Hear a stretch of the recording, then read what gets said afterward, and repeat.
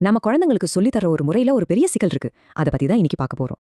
பொதுவா குழந்தைங்களோட கைய பிடிச்சு எழுத வைக்கிறது நல்லதுன்னு நம்ம நினைக்கிறோம். ஆனா அது உண்மையாவே அப்படியா? இது ரொம்பவே பொதுவான ஒரு பழக்கம்தான். குழந்தை ஜெயிக்கணும்னு நாம ஆசைப்படுறதால தான் இப்படி செய்யறோம். ஆனா உண்மை என்னன்னா, சில குழந்தைங்களுக்கு இந்த முறை நல்லது பண்றதை விட கெடுதல் தான் ஜாஸ்தி பண்ணும். குறிப்பா ஆட்டிசம், ADHD இருக்கிற குழந்தைங்களுக்கு இந்த மாதிரி பண்றது அவங்களோட உணர்வுகளை பயங்கரமா தூண்டிவிடும்.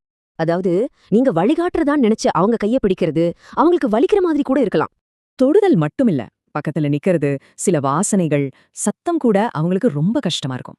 மூளைக்கு இப்படி ஒரு சுமை இருக்கும்போது அதால புதுசா எதையுமே கத்துக்கவே முடியாது. அப்போ கை மேல கை வச்சு சொல்லி தரதுக்கு பதிலா நம்ம வேற என்னதான் பண்ணலாம், வாங்க பார்க்கலாம். முக்கியமான மாற்றம் என்னன்னா, அவங்க கைய பிடிக்காம நாமளே அந்த வேலையை செஞ்சு காட்டணும். இப்படி செஞ்சு காட்டும்போது எந்தவித அழுத்தமும் இல்லாம குழந்தை அதை ஈஸியா கத்துக்கும். செஞ்சு காட்டுறது மட்டும் இல்லாம ஃபார்வர்ட், பேக்வர்ட் செயினிங் மாதிரியான முறைகளும் ரொம்ப உதவியா இருக்கும். இன்னொரு சூப்பர் டிப், கத்துக்கிறதுக்கு முன்னாடி கொஞ்சம் உடலுக்கு வேலை கொடுத்தா மூளை தயாராயிடும். இதுல நம்ம புரிஞ்சுக்க வேண்டியது என்னன்னா, பிரச்சனை குழந்தைங்க கிட்ட இல்ல, நம்ம சொல்லித்தர முறையில தான் இருக்கு.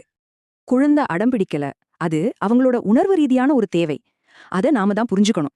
ஒரு குழந்தையோட தனிப்பட்ட உணர்வு தேவைகளை நாம எப்படி இன்னும் நல்லா புரிஞ்சுக்கலாம்?